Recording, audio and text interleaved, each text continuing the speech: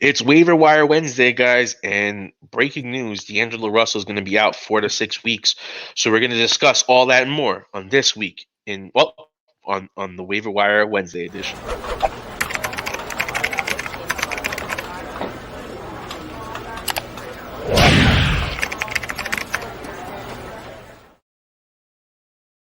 What's up, guys? It's a talented Mr. Taco here from the Daily Sporting for another Waiver Wire Wednesday. I got Ricky on. We're talking basketball. We're talking some pickups. And I think the first thing that we got to bring up is the breaking news that came out, relatively shortly, within a couple hours of us recording this. D'Angelo Russell's having surgery on his knee. He's going to be out 4 to 6 weeks. That's a big blow for a lot of fantasy owners. As we know, D'Angelo Russell is a heavily owned player. Ricky, just give me a little breakdown on who you think is going to be the initial primary beneficiary and what do you think's going on. So what's going on, everyone? Thank you guys for watching. The biggest thing is, again, D'Angelo, he was hurt leading up to this. They kept saying he was day to day. So this is really bad news for I have him for most owners.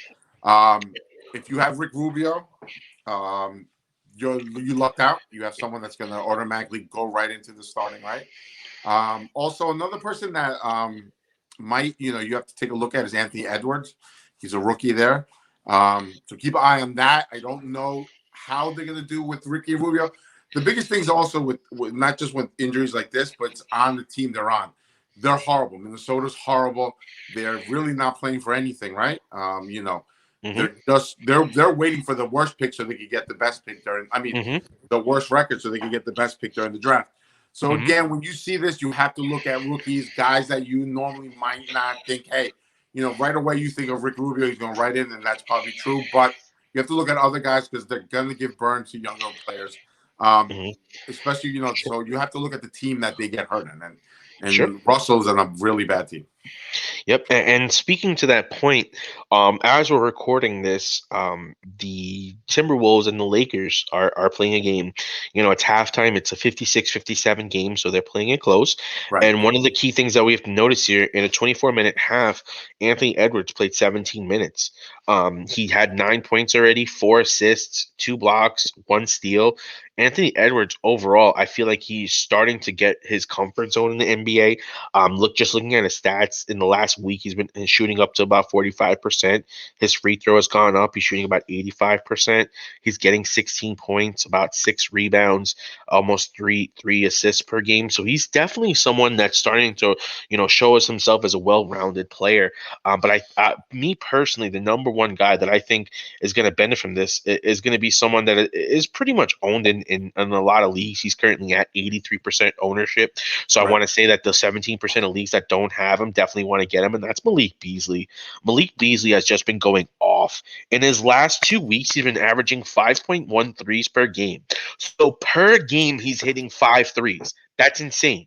He's shooting at 49%. To shoot at 49% and hit 5 threes per game, that's elite company. He's getting 24 points per game, 5.6 rebounds, 3.4 assists, 1 steal, only 1.4 turnovers. So he's not going to be the guy that's going to really take over the primary playmaking, but scoring wise, which is what Russell loves to do, I think that's where we're going to see Beasley really step up and shine. I could see him easily averaging almost 30 points per game without Russell, because he's going to have the shots there. Towns has been, in and out of the lineup through injuries and COVID, and he's had a rough season. So, I think that this is really put in a position for Malik Beasley to really blow up. And those 17% of people that are in leagues that he's not owned in, scoop him up now. I think that he's already shown that he was doing it, while Russell wasn't there. I think this just continues because, like you said, Russell was out for a little bit before this, right? He missed a couple of games. He was missing games. He was, like I said, day to day. And I think you bring up a good point. The guys you're bringing up, Malik Beasley, Rick Rubio, these guys are owned. These guys you're not getting on the waiver. It's very rare that they're probably not owned in league, right? Like you said, the percentage is high. But so we're really telling you, got owners that have this. You just got an uptick in minutes. You just got a big break. Unless you had D'Angelo as well, but But you just had a big break. But again, to me, like you said, Anthony Edwards, 17 minutes, where you said already, right? I think that in the first half. And that's the first. I think that's going to go up. I think he's someone that, hey, I don't know, I don't know how much percentage he's owned in. If you could tell me, Steve, but I want to say he's he's roughly owned. I want to say in 60% of leagues. So okay. you got about 40% of leagues where you probably be able to pick him up. As of this recording, he's at 69% owned. So you're about 31% Okay, so I mean, availability. even he's kind of high, but still, there's a Yep, more room there where you can try to pick him up. absolutely. Again, this is what happens when big stars like this get injured. You have to find out who's going to get the minutes. Like Steve brought up, who's going to Yep, score. Malik Beasley might not give you everything else, but if you're able to get that, again, now you have to kind of tame yep. it. He's not going to shoot 49%, right? But again, if he's anywhere close to that, hitting 5 threes, like Steve Shit. said, If he gets 45% from yeah, the field, he's dude, getting me 40. five You, threes. you I'm can live with happy. 42, 41, hitting five Oof. threes a game. Oof. That's like Kobe White territory, and that guy Yeah, but I mean, it's he's a five. whole nother area. Yeah, but it's But I five. will say this: Rubio is the least owned out of all of them. He's at 50% own, Yeah, 57% ownership, and in the first half, I don't have his. Okay, he's got 15 minutes in the okay. first half. So out of 24 minutes, he played 15 minutes. So he's still got a significant amount of burn. But I think it's like you said, Anthony Edwards might be the guy that's I really think going to that's see the the guy. bigger I uptick. think that's the guy. I Hmm. think he's the rookie. They have nothing to play for. Hey, Hmm. let these guys burn. But Yep. definitely take a look at all these guys. If Yep. any of them are available, it's worth picking up. Hmm. Not dropping anyone great, but it's worth picking up. Really, any of those four guys that we mentioned.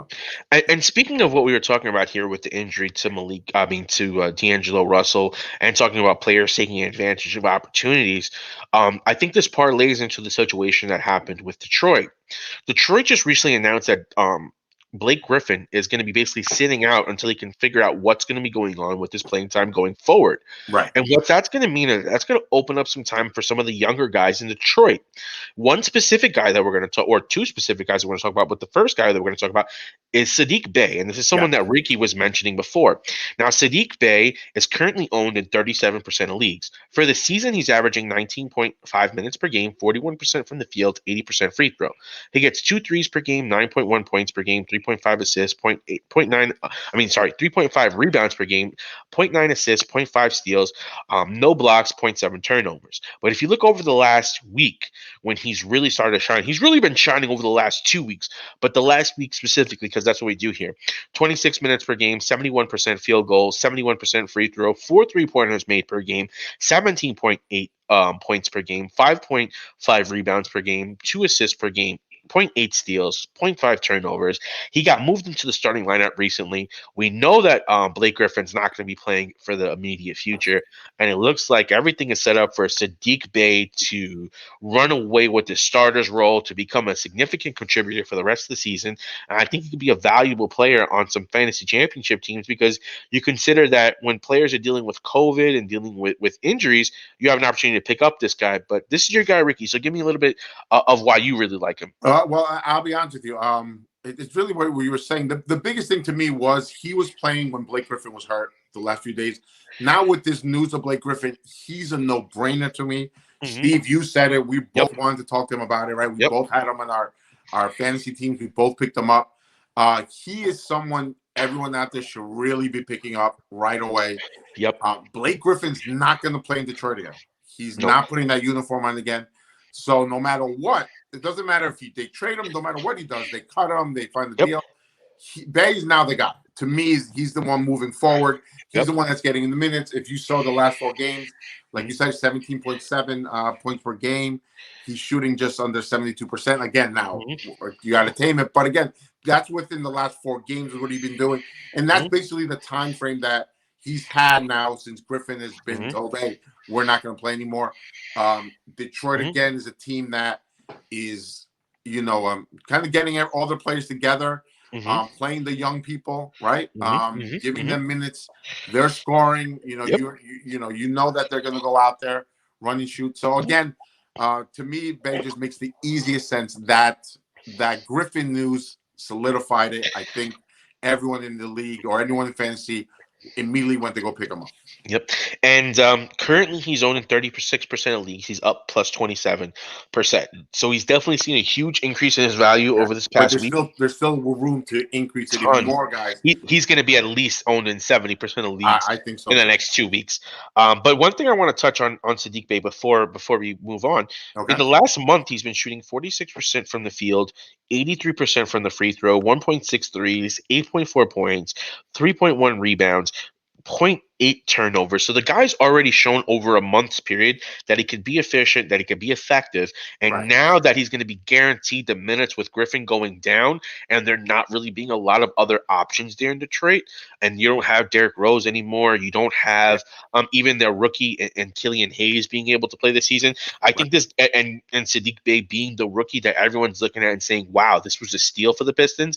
I think this sets him up to just basically, get a prime time role, be a primary scorer, be someone that's going to be really, doing a lot. And I think that Sadiq Bey, if you can get him now, because any savvy owner is going to pick up on him once Yeah. they realize that he's going to get so many minutes and be such a significant part of that offense. And I think guys out there who are looking out there to pick up players, this is the week to do it. You Yes. already have 3 games canceled.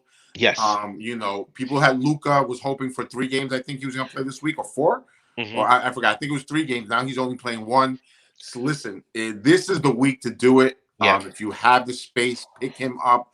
Hmm. Like I said, people are going to be going to this waiver wire all week. Yep. With all these cancellations, the COVID, Yeah. everything. And not only that, It's the like you time to said, do it. we've had ton of injuries this week because 100. we got Anthony Davis, we got D'Angelo Russell, then we're seeing what is it, Griffin gets shut down, then Drummond Drummond gets shut down. shut down. So the waiver wire this week is going to be something you're definitely going to want to mine. Right. Whether it be the COVID protocols that San Antonio's in, now you have all those players missing 3 games, and between the Johnson, Murray, Yeah. Potel, DeMar DeRozan, they have a ton of fantasy relevant guys. So a Yeah. lot of teams are going to be scrambling to the wire this week. So this isn't a week that you really want to play around and leave players up. But speaking of all these injuries and guys that are out, it's going to speak to the guy that I'm talking to next, Okay. and that's going to be Marquise Morris. Marquise Morris right now is rostered in 42% of leagues.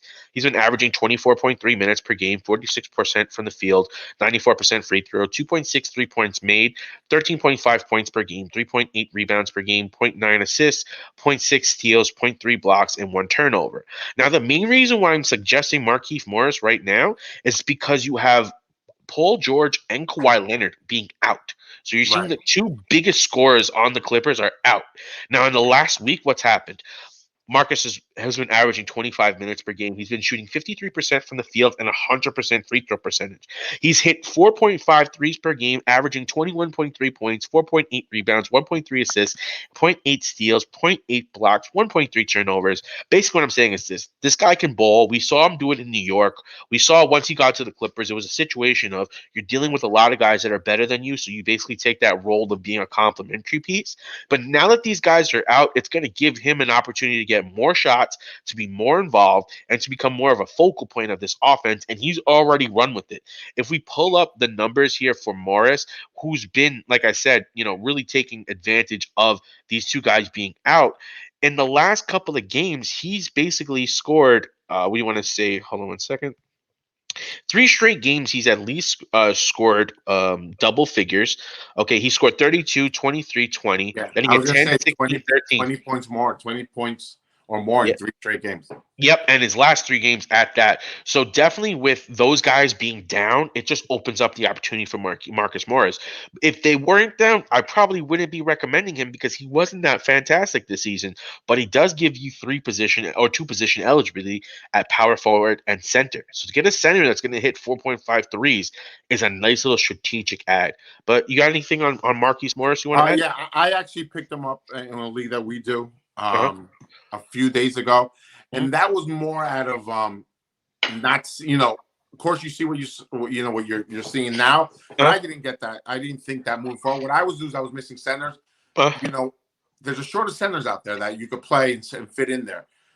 So he was one of the guys I looked. I said, listen, he had his moments this season. It's Mhm. up and down. Again, a lot has to do with, like you just said, minutes. Yep. Does he get enough burn? Hey, when Kawhi's there and Paul, Yep. where's he going to get the ball? Right? There's only so Yep. much to go around. But again, now it totally makes sense. Now I think the Clippers have missed 4 starters. Yep. Okay, so Morris, like I said, I'm with you on that. Morris, I'm not saying I don't know if long term, Yep. but for the next foreseeable future, maybe a week or Yep. two, he's someone that you could keep, and then you can decide afterwards. Hopefully, once things goes down, Yep. games are And back on. And nobody knows what's going to happen with Paul Exactly. George and Kawhi because they can be out for an extended period of time, which just gives him the opportunity to shine. Right. And when you're looking at all the injuries that are happening and the COVID this week, I think Morris in a short week with having the opportunity of these guys being out becomes, I want to say, a valuable ad. Yeah. Like No, I'm in with you this on that. if for I'm not saying for like a long term period, but for I'm this with you. week, I think he's a great ad for this week. And Um, remember, guys out there doing this, it's you're not going to pick up guys, and we'll talk about the guys that we just had, right? mhm. With the guys that we just picked last week, Yep. things happen. Yep. Again, guys, when we're talking about this, we're not talking, hey, you're getting a guy for the next frenzy. Yep. You're not. That's not really what you're going to find when you're looking for 20%. You're finding guys Mhm. that, hey, what are they going to do for me for the next week? How much? Yep. What are they going to give me? What I'm Absolutely. missing? Mhm. And hey, I have a bunch of guys in injury. My team is devastated with injuries, Mhm. COVID. I have to look for players that are going to give me stuff that I need and keep Mhm. me in the race until things even out. Absolutely. And I think one thing that we have to make clear here is that this is not real life.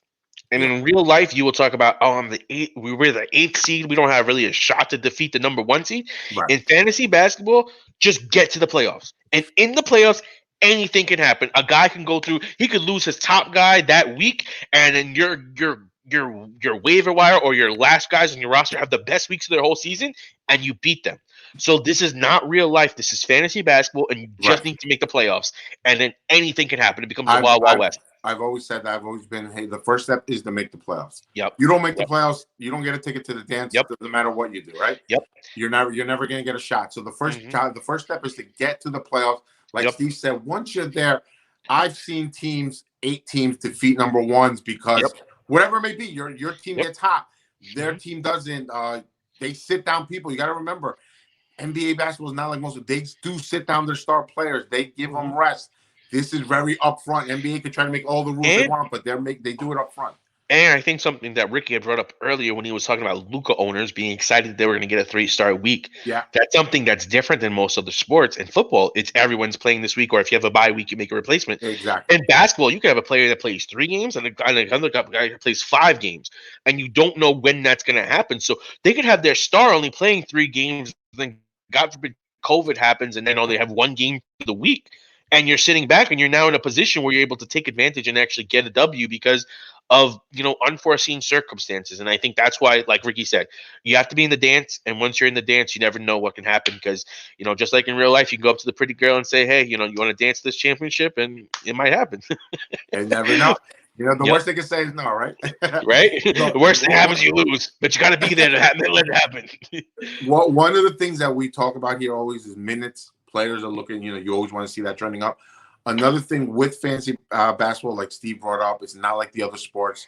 It's almost like baseball as well, but more basketball than anything. In basketball, you are going to get, if you're lucky, 3 games in the week. If not, most of the times you get sometimes 2. If you're unlucky, if you're very lucky, you get the 4, right? So that's a big thing in basketball fantasy Yep. is looking the schedule, Yep. especially when you get to the playoffs, and we'll talk about that more when we get there.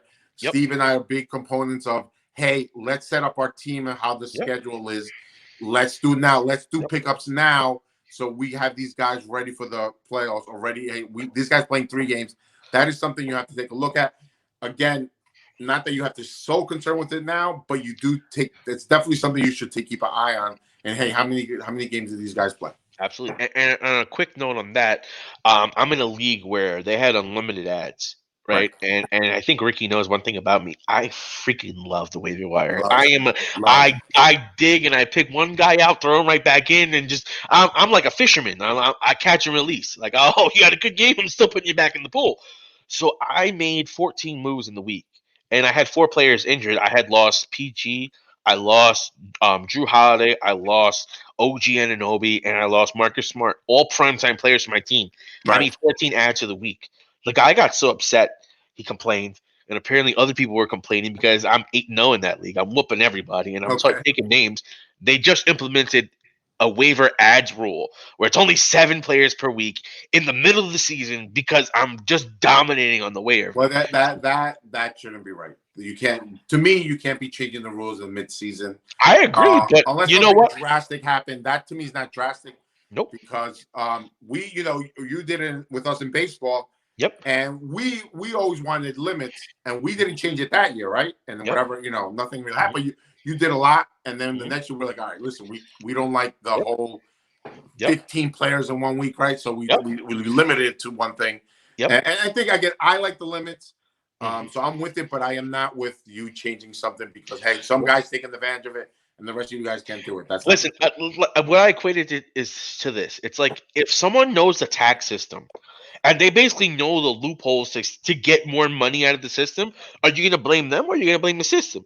Right. So they had to change the system to try to It's kind stop of me. what he said, Mr. Donald there, where he Yeah. said, "Hey, I take advantage of the loopholes that the tax laws Yep. gives me." Again, it's not something you want to hear, but it's the truth, and that's what's Mhm. going to happen. And again, in fantasy, it shouldn't be something where you make up something midway But season. I made them goat me. I told them I'm the goat now because y'all did this. But on Sure. that note, let's talk about the last 2 players and round this out. One player that we're going to talk about next is Josh Jackson. He's been rostered in 49% of leagues. I think he's been up and down so far this season. He's averaging 24 minutes per game, 43% from the field, 69% free throw, 1.5 threes per game, 13 points per game, 3.8 rebounds per game, 2 assists per game, zero point 0.9 steals, zero point 0.9 blocks, 2.4 turnovers. In the last week, he's really stepped it up again. He's averaging 26.15 minutes, 51% field goal, 71% free throw, 1.3 threes, 16.5 points, 5 rebounds, 2.3 assists, 1 steal, zero point 0.8 blocks, 3.3 turnovers. And again, we're talking about the Detroit Pistons who just sat down Blake Griffin. They lost their first round overall pick, their first pick overall, I should say, which was Killian Hayes. So they just lost Derrick Rose. So we know that there's a lot of shots available here in Detroit. But Ricky, break down Josh Jackson for me and why the people should be picking him out. Again, to me, especially with points, if you're looking for the points, he's had double digits in the last 8 games. Um, basically 17, 22, 11 was his lowest, 28, 13, 18, 14, 21. So he's been really coming on of lately. Um, Josh Jackson himself with over, and really was really the last month that you saw this February is really where you saw the uptake in that. He's averaging 18 points, shooting just under 50% from the field, and been getting 28 minutes. Even on Sunday, he was coming off the bench, and he still did. I think he did good. He had 26 minutes. He had 21 points, 2 turnovers, assists, 3 rebounds. Against 60 from the free throw and 66 from 3-point range. But again, that was on Sunday, and that was coming off the bench. Again, in Detroit, I think you're going to see guys like this get a lot of minutes. I sometimes love bad teams with players that have talent because all you're going to do is see them get minutes, especially the young core group that they have. Again, to me, Absolutely. Josh Jackson is someone that I believe moving forward. Again, how long he can stay on your team, I'm not sure. I've had him for a little bit, not even that long, but again, he's someone that for the next at least couple of weeks, 3 weeks, he's someone that could do some damage for your team.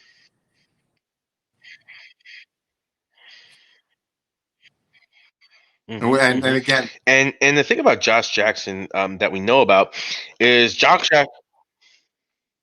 What were you saying? no, nothing. Go.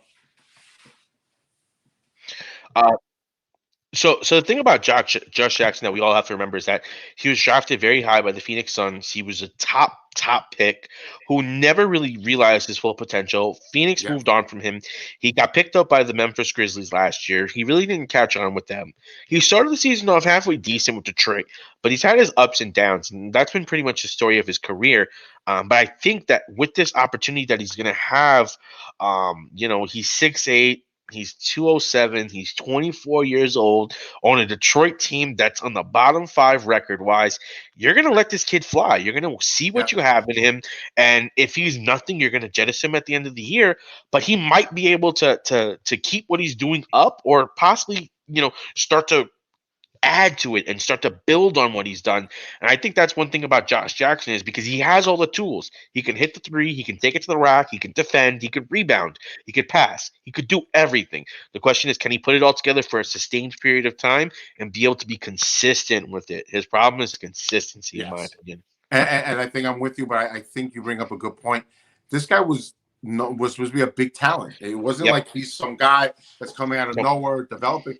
He had the talent. They thought Yes. he was going to be the guy. And like you said, he never caught on with the Suns, never Nope. caught on with Grizzlies, just Yep. never really, like Steve said, put it together. Now, Mm-hmm. again, he's 24. He's still Mm-hmm. very young. Now, Mm-hmm. all of a sudden, I love teams that are in the bottom five. They're going to give these guys burn. And if you keep doing this, and he might say, hey, you know what? This might be my chance to show everyone, hey, I still Mm-hmm. can play. I am that guy that you thought. And Mm-hmm. more importantly, if you start doing other things that Steve said, putting other things together, I mean, this guy, again, could be someone that you keep on your team for the rest of the season. Mm-hmm. I like these two guys from Detroit. Again, you do have to keep a look out for both of them every 2 Mm-hmm. weeks or so. Just see how they're doing, see how other players are doing. Because if Mm-hmm. so, you see someone else that's better, or something else drastically happens, you might have to drop them. I think the biggest thing that with these two guys that I would look at going forward, at least over the last, next week or so, I want to look at their minutes. I want to look at how many shots they're getting per game. Maybe not so much the percentages, because I know they're going to have some bad games, Yeah, especially when you've had so many of these good games. They may have a game where they hit 30% from the field. right, That may not be so much of something that you stay away from, unless it's like they did that for 4 straight games. Then you're like, okay, what's going on here? right. But you really want to be looking at more how many shots are they taking per game? How many minutes are they getting per game? Is the coach trusting them enough to give them more rope? Because that's the number one thing I think, especially when I think the good team that we could reference is the Knicks, because we're New York people. Guys like Alfred Payton, he has the rope, and that's what's kept Quickly from fully exploding. It's that Quickly can't get enough rope because all the rope is going to Payton. It's Yeah, going now to Derrick Rose, and that's kind of where I feel like a lot of people, when you're looking at it, it's like, wow, Quickly has all this potential, but does he have the rope in order to go out there and fish? And if you have a couple of bad games, is the coach going to take you out? If you play a little bad, is the coach going to remove you for somebody else because he needs to get the win? And that's what we see with Tom Thibodeau. uh, If yeah. Quickly's not playing great, he will take him out and not play him, and you will see that minute drop immediately. But a guy like, Jackson on a team like Detroit, I just see them being like, all right, we're going to give you 25 minutes every game. What are Right. you going to do? I think you bring up a good point. The difference between the Knicks and Pistons. Normally, the Knicks would be in the bottom five, right? And you say, Yep. hey, they're going to give them the minutes to whoever, but Mhm. they're in it this year. So, and one thing you saw about Tibbs, he doesn't go with Nope. where you drafted. Did we Nope. like you? We kept you for one more year. Look, Knox is a perfect example. Frenchie's a perfect example. They Yep. can't get any burn at Obi all. Toppin. They Obi can't get any Toppin was burn at all. drafted way ahead of Manuel Quickly, but he Yeah, can't see more minutes than Quickly because of the way Nerns Wells playing, Mitchell Robinson, Julius right, Randle. Why? Because guess what? Julius Randle is playing so good. Obi, you make any mistake, you're out of this game because guess what? You don't have that rope. That rope is with Julius. If things go bad, Julius is coming back in. If we need to get some buckets and we haven't been scoring, Julius is coming back in. And that significantly affected Obi Toppin because we all expected Obi to come in and show up and show out. But yeah. he's shown flashes of being really good, but it's just he doesn't get the minutes. He doesn't get the burn. They don't create plays for him because guess what? He's not Julius Randle, and he doesn't have that rope. Hey man, uh, but no, yeah, I'm with you on one thing. Is Tibbs is not fooling around. Mm-hmm. For whatever reason, he loves Payton. Yep. That's his guy. It's you know what it is. It's his defense. Yeah, And I think no, we saw it. We and saw I it in think that we brought last that up game before. or a couple of games ago. He's actually a really good defensive player sometimes. Not Yeah. always, but sometimes. But you know what it is? He puts the effort in. Yep. Tibbs loves that. Yep. Look, And he so can get to the paint. He can't finish, but he can get to the paint. he get to the paint. Yeah, and so it creates things. But again, that is just one way of looking at things. Tibbs, you can't just grab bad players and say, oh, they're going to get the minutes. They're not, because Tibbs is in it. But Detroit, I think they're letting them go. Yep. Hey, guys, go. You're getting the 25 minutes. You're getting these minutes right off the bench even. Like I said, he came off the bench, got 26 minutes. So again, they're going to get that burn. Yep. And as we land the plane, a famous quote that I like to take from Sean Cannell, great YouTube creator, definitely someone to check out. And make sure you guys, subscribe to the channel, give a like to the video. We appreciate all the feedback we've been getting recently from everyone. We're trying to do more things on a consistent basis in order to get you the information needed so you guys can win your leagues. Because Right. that's why we do this. A big place to check us out is on Instagram. I covered a guy, Jacoby Patel. Maybe I'm saying his name wrong, but from the San Antonio Spurs, the All right. center, he's really been taking over, especially with LaMarcus Aldridge being out. And I think it's going to get to the point where Pop may just have to leave this guy in. He was averaging almost 3.3 blocks per game and shooting 70% from the field, getting like 10 rebounds. So the guy does everything. But definitely check us out on Instagram. I have a whole post on him, so this way you can see everything that I'm mentioning now. I don't want to go into the full details because if you're following us on Instagram, you already saw it. So I don't want to Yeah. repeat ourselves. But I want to touch on my final player before we round everything out, and that's going to be Cody Zeller. Cody Zeller right now is as another center. Like Ricky said, centers are one of the hardest things to find. And if you're playing in standard fantasy basketball, you're going to be having to play two centers on the regular. Now Yes. he's only rostered in 48% of leagues, so he's less than 50%, like we like to cover. 24 minutes per game, 52% from the field, 76% free throw. That alone right there is phenomenal to me. You're getting 24 minutes a game. You're hitting 52% from the field and 76% from the free throw, and you're a center. That's perfect.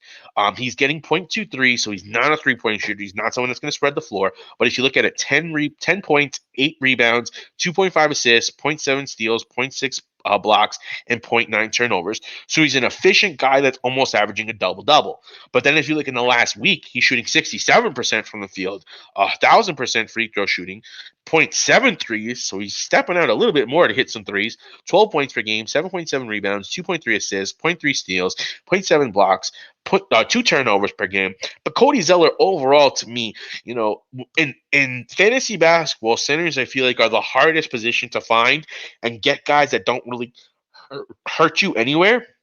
And I think that's one thing that Cody Zeller really provides is that he provides you efficiency all across the board. He'll get you near a double-double every game. Doesn't hurt you anywhere, helps you a lot of places. And as a last player on the roster or to fill in for some injuries, as you're missing Blake Griffin or you're missing Andre Drummond Yeah. at the center position, this is a perfect replacement who's more than likely going to be available in your league. But again, he's owned in 49% of leagues. But Ricky, anything you want to touch on with Cody or No, anything like that? I think you see the big improvements when he starts. Mm-hmm. When he's the starter, I think you see what you're alluding to of what Yep. he's capable of doing. Again, is he going to be getting if he's getting the 25 minutes, 26 minutes? Yep, and that's his season average. So Yeah, for the whole season, he's been averaging that. He did have a little bit of injury during the season that took him out, so that kind of right. hurt him a little bit. But yeah, on the season he's averaged 24, and Yeah, then for the last week he's averaged 27. So he's yeah. a little uptick, but roughly he's right there for the season. And if he's there again, to me, centers are really hard in Yep, basketball fantasy. Like Steve said, if you're doing, you got to start two. I am scrambling to get two yeah. in there every week, every day, every night. So definitely, I like it. I like the position. I like how you're basically how he is with the minutes and how efficient he is. Yeah. He's someone that can really help. Yep, and like we said, 49% owned, efficient guy. I think if you watch our programs, that's one thing that I personally love to harp on. That's one thing that I build my team on is efficiency. Sometimes you may not get the most points or rebounds or whatever, but across the board, you're solid. I like you on my team because then I can afford to take a guy later on who's this guy gets a ton of turnovers or this guy Right. shoots horrible from the field. I'm like, I can afford to take you on my team because I have enough guys that'll pad the stats so that when your horrible shooting hits, I don't get tanked. I don't become a bottom team. I don't have to worry about that. And people out there got to remember the stats. Don't look at the guys that are just getting 12 rebounds a game or 14. Mm-hmm. Like, that's not going to be most of your whole lineup. So Yep. you guys, like when we talk about efficiency or consistency, it's like guys who might give me 6, 7 rebounds a game, but if they have 3 games, that's now you're talking about 21 rebounds added Yep. to your stats. That helps a lot. Or in the how about NBA. how I like to build my teams? I like to have 7 guys that are giving me 7 rebounds a game instead of that one guy that gets me 14, Yeah, because those guys get me 7 rebounds are also getting me like 4 assists, and they're getting me like 2 threes, right. and they're shooting good percentages, and that just builds out on an overall theme. So I think During the what week, you'll see it when it adds up. yep, You'll see it at the end. yep, Hey, yep, this is what they did. yep, And again, if they give you that consistently, as long as they're not killing you in another category, yep. that is what you're kind of looking for. Unless that category is what you're punting, because that's another Yeah, thing when you're playing at categories based leagues that adds to the flavor and adds to the strategy. And I think that's why we enjoy playing in these leagues so much. Between baseball and basketball, I think that's what sets it apart from football, is that yeah. it's a lot more strategic in the way you pick up players and how you build your roster and what you're looking for during the And there's draft. times that you could just punt the category. Some people say, Yep, "Hey, I don't care about turnovers. yep. You Or I know, don't care about field goal. I don't go feel about field goal percentage." In Yep, baseball, it's, "Hey, I don't care about saves, I don't care about losing average. saves." Yeah.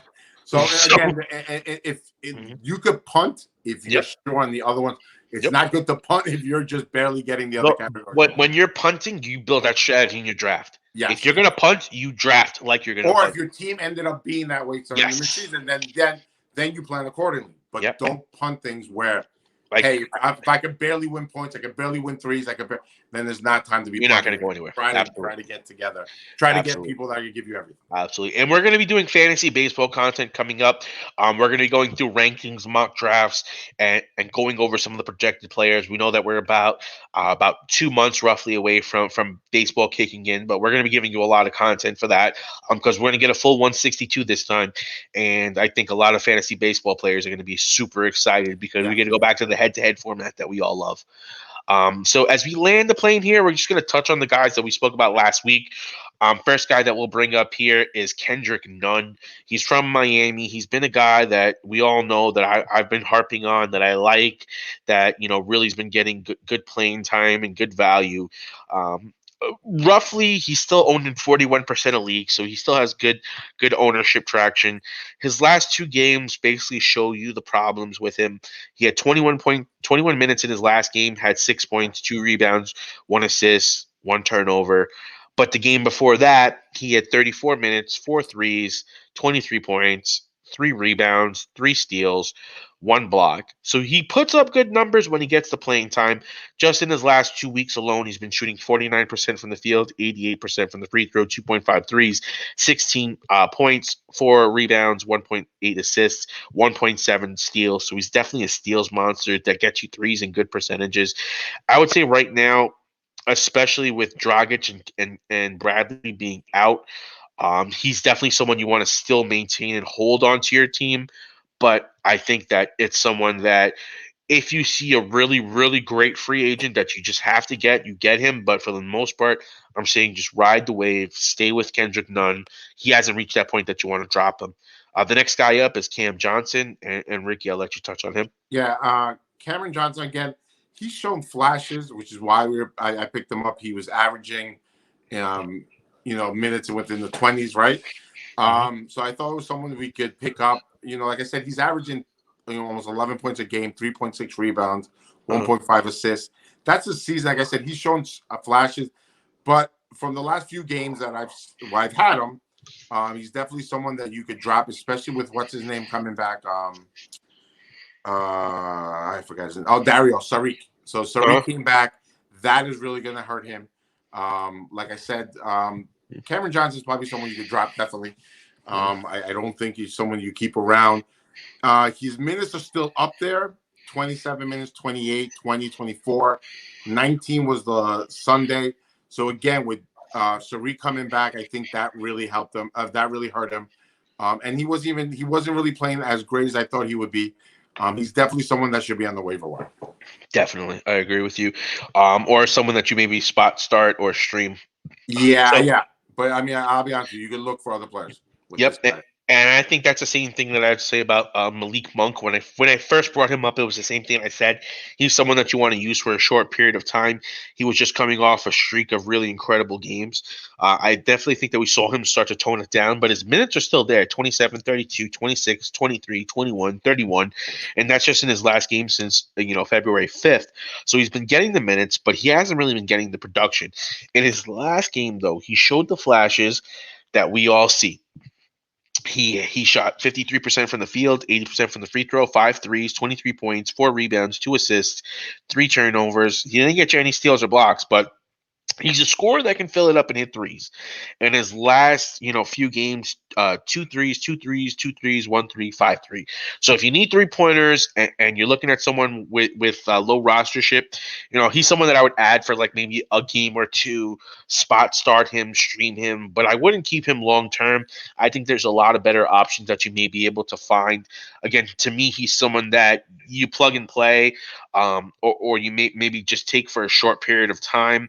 I would say that a guy like Dort, who I had spoke about before, is finally coming back around, and I would probably make that move for Malik Beasley for Dort. And again, just speaking on this right now, Dort 7 of 14, 50%, two 3 pointers, 18 points, six rebounds, three assists, one steal, one turnover, and we know Dort is someone that I've covered a lot on this program, so he's definitely someone that y'all know I love. And then lastly, we'll end with Cole Anthony. Break it down for us, Ricky. So Cole Anthony, really some bad luck. People that got him, he got hurt almost immediately after we talked. Yeah. His last game was on February 9th, which he only played 14 minutes. Again, before that, he was averaging minutes in the 30s, right? We talked about how he averaged about, I don't know, 8 or 9 games, 6 or 7 games in a row, where it's 30 minutes or more. Again, I would stay with him if you could keep him on, if you have a place to keep him on injury reserve. I think right now the biggest thing with him being hurt, because he's going to be out, they're saying, until the All-Star break. So I don't know if you can hold him for that long, but that's what they're saying. I luckily am able to put in my injury reserve. Someone just got off it, but I don't know how long I'll be able to keep him if anyone significantly gets hurt. So Cole Anthony, if you have the space, I would still stay with him, because I think when he comes back, again, he's in Orlando. They're going to give him the minutes, right? I think they've showed that within the last few games before he got hurt, giving him over 30-something minutes a game. Someone that you should keep a lookout in the meantime is Michael Carter-Williams. It looks like he's going to take over for Cole Anthony. That's where his go. Michael Carter-Williams, as we all know, has his moments, right? And not moments, but I mean, he's someone that they drafted, right? And then they think he had talent. So he's Michael Carter Williams, they actually signed him. Michael Carter Williams was originally with Philly back in the day. If you remember, that's when he won Rookie of the Year. Right. But then obviously Michael Carter Williams has had efficiency problems, and he's really not the best scorer. So that's kind of why he dropped down. But they definitely did get him for a reason. In Orlando, and they've dealt with a lot of injuries there, but I definitely agree with everything that you're saying. Cole Anthony, when he comes back, we expect him to get significant minutes. If you don't have an injured spot, I would drop him. If you do have an injured spot, it doesn't really hurt anything to put him in there, unless you have some top guys that you have injured, which we know there are a lot of them at this moment in time. So guys, you have to also make a decision. I had to make some harsh decisions. I had Hunter for Atlanta, who was not a sexy name, but he was doing a lot. He was balling all season, all season. DeAndre Hunter, yep. And now when they told me he was out 7 weeks, I can't hold him for that long. Lance Jr. was was another one. Larry Nance Jr. Yep. Not a sexy name, right? You don't see him out there in the light, but he was efficient all season long. It was really great for me, center especially. And he was out 6 weeks, and I can't hold him. So these guys, I have to try. That's actually someone that on This Week in Fantasy Basketball, which we usually have coming out at the beginning of the week, I was covering. He was staying in the top 25 for a decent period of time. So he may not be like Ricky said, a sexy name, but he's someone that's been putting up numbers much akin to someone like Julius Randle. Most people came into the season not expecting that much from Julius Randle, but Julius Randle is putting up numbers similar to Larry Bird during an MVP season. So some of these guys that we've seen, like Ricky said, it's just about opportunity and time and ability and letting that all come together into the perfect harmonization, because that's what happens with Julius Randle. Kids had talent, kids had ability, never put it together anywhere, never had the minutes, never got the focal point. All that came together. Now he's a fantasy monster. He's a top 20 player. And we can easily see something like that happen with a guy like, in my opinion, Sadiq Bey, because he's a nasty scorer. And I think that they're really going to get him involved a lot going forward. And Sadiq Bey, honestly, probably is the number one guy that I think me and Ricky are both probably adding long term. He's a long term guy out of this. I'm with you on that. It's a long term. And the Griffin news Just solidified that. Solidified it. That's what Yeah, gave him the because opportunity. Yes. that was, hey, Because whoever he was picked him already up, you got Griffin was lucky. already out, and then we were watching him do it, and now you're like, okay, Griffin, we don't want you to come back because Bay is doing this good. He's never going to play again for Detroit. Woof. Yeah, yeah. I mean, the rumors are probably going to end up with the Lakers. I think that's where he's going to probably go. And But we'll end it here. We're landing the plane. We appreciate everyone coming by and stopping by and watching this. We keep you guys updated and informed every Wednesday with our waiver wire Wednesday section of the TDS lineup. Ricky, got anything for the people as we get out of here? no, definitely check us out on Instagram. Check out our YouTube page. Check us out on Twitter. Instagram, you'll see also not nightly, but at least weekly bets throughout the week. Yep. Last night, I was a winner on one of them. Definitely check out the post. You'll see what the bet was. And again, we're gonna have all this content on Instagram. Definitely like, definitely comment. Let us know what you're thinking. Yeah, Hey, absolutely. you agree, you disagree with us? Let us know. Hey, you're wrong. We would love to hear why.